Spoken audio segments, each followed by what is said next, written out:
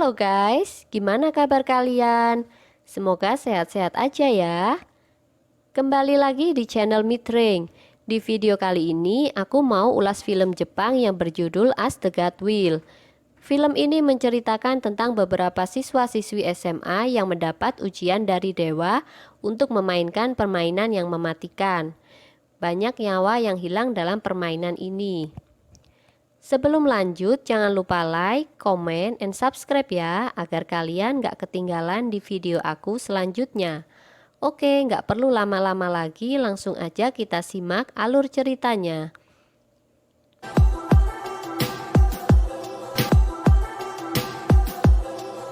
Dikisahkan seseorang bernama Sun.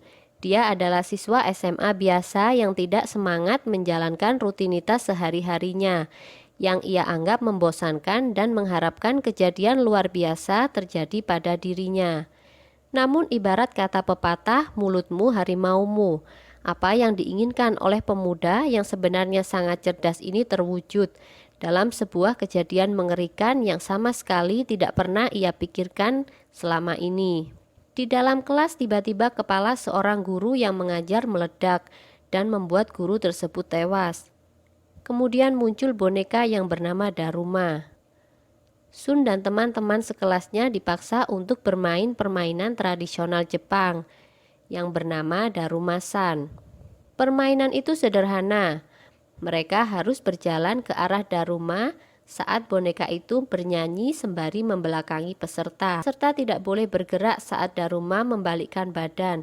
Kalau tidak, mereka akan dieliminasi. Namun permainan sederhana itu berubah jadi mengerikan karena peserta akan dieliminasi dengan cara dibunuh Daruma. Satu-satunya cara untuk menang adalah menekan tombol di belakang tubuh Daruma. Berkat kecerdasan dan kerjasamanya dengan si ketua kelas yang bernama Satake, Sun berhasil selamat dan mengakhiri permainan maut yang menewaskan hampir seluruh teman-teman sekelasnya. Namun tak disangka Satake juga mati, dan hanya Sun yang berhasil selamat dalam permainan itu. Tak lama kemudian datang seorang wanita yang bernama Ichika. Ternyata dia juga mengalami hal yang sama seperti Sun. Teman-teman sekelasnya juga mati dan hanya dia yang selamat dari permainan itu. Akhirnya mereka berdua memutuskan untuk lari dan keluar dari sekolah.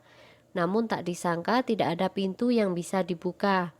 Mereka mencoba menghancurkan kaca tetapi juga tidak bisa.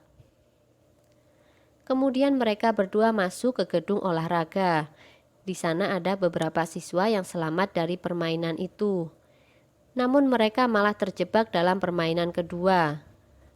Dalam permainan ini ada boneka kucing raksasa. Mereka belum tahu apa maksud dari permainan ini. Yang jelas kucing ini akan membunuh mereka. Mereka semua panik dan berlari menjauhi kucing raksasa. Dalam kepanikannya, Ichika menemukan sebuah lonceng yang jatuh di depannya. Namun dia tidak tahu untuk apa lonceng itu. Setelah beberapa lama, Ichika menyadari kalau lonceng tersebut harus dimasukkan ke dalam ring di bawah mulut kucing tersebut. Kemudian seorang siswa yang pandai bermain basket mencoba memasukkan lonceng tersebut. Dia bernama Haruiko. Namun sayangnya dia tidak berhasil dan kucing raksasa langsung melempar Haruiko hingga mati. Karena marah, kucing tersebut membunuh siswa yang tersisa secara membabi buta. Akhirnya Sun memakai kostum tikus. Dengan memakai kostum itu, Sun bisa mendengar kucing tersebut berbicara. Dia minta dielus-elus punggungnya hingga tidur. Sun langsung mencobanya. Setelah kucing tertidur, mereka mencoba memasukkan lonceng tersebut. Namun karena mereka berselisih memperebutkan lonceng, kucing pun bangun dan semakin marah. Kemudian Sun membungkus lonceng tersebut dengan bola dan mencoba memasukkannya ke dalam ring, namun dia gagal. Untungnya ada seseorang yang berhasil memasukkan bola tersebut. Dia bernama Amaya. Akhirnya permainan kematian ini berakhir. Kemudian Amaya membunuh peserta lain dan hanya menyisakan Sun dan Ichika. Ternyata Amaya juga memiliki kelainan seperti Sun, yakni sudah bosan dengan kehidupan ini. Ternyata di luar sana juga terjadi hal yang sama, bukan hanya di sekolah Sun saja. Pemerintah menduga kalau itu ulah teroris, padahal itu adalah ulah dewa yang murka. Terlihat juga kotak raksasa yang melayang di angkasa. Belum diketahui kotak apakah itu. Kemudian Sun tersadar dan dia kaget sudah berada di tempat yang asing. Dia bertemu dengan Takase, teman lamanya dulu. Mereka satu sekolah waktu SMP. Ternyata mereka berada di sini karena bisa menyelesaikan permainan sebelumnya. Tapi mereka belum tahu tempat apa ini, yang jelas mereka akan menghadapi permainan kematian lagi. Tak lama kemudian beberapa boneka datang dan mengajak bermain. Mereka harus menebak siapa boneka yang ada di belakang mereka sambil ditutup matanya. Yang pertama melakukan permainan itu adalah Taira. Karena dia salah menebak, akhirnya dia mati. Kemudian pemain cewek, karena dia gugup, akhirnya dia kehabisan waktu dan mati. Sekarang tiba saatnya Sun yang harus melakukan permainan itu. Dengan caranya merekam suara boneka menggunakan ponselnya, akhirnya dia berhasil menebak dan bisa menghentikan permainan tersebut. Kemudian mereka mendapatkan kunci dari dewa dan meninggalkan tempat itu. Di tempat lain mereka bertemu dengan seseorang yang dikejar dewa kesepian. Dewa itu akan membunuh orangnya sendirian. Untungnya dia langsung bergabung dengan Sun dan Takase. Dari arah yang lain Ichika juga dikejar dewa kesepian. Namun Sun segera menyelamatkannya dengan memegang tangan Ichika. Sayangnya permainan belum berakhir karena mereka harus mengumpulkan kunci sejumlah 7 dan membukanya secara bersamaan. Kemudian Amaya datang membawa 3 kunci dan sekarang kunci sudah lengkap. Sayangnya peserta ada 8 orang. Kemudian Amaya langsung membunuh peserta itu. Di sini terlihat Amaya orang yang sangat kejam. Singkat cerita, mereka berhasil membuka pintu secara bersamaan. Sekarang mereka semua berada di tempat bersalju dengan beruang putih raksasa yang bernama Shirokuma. Di sini permainan keempat akan segera dimulai.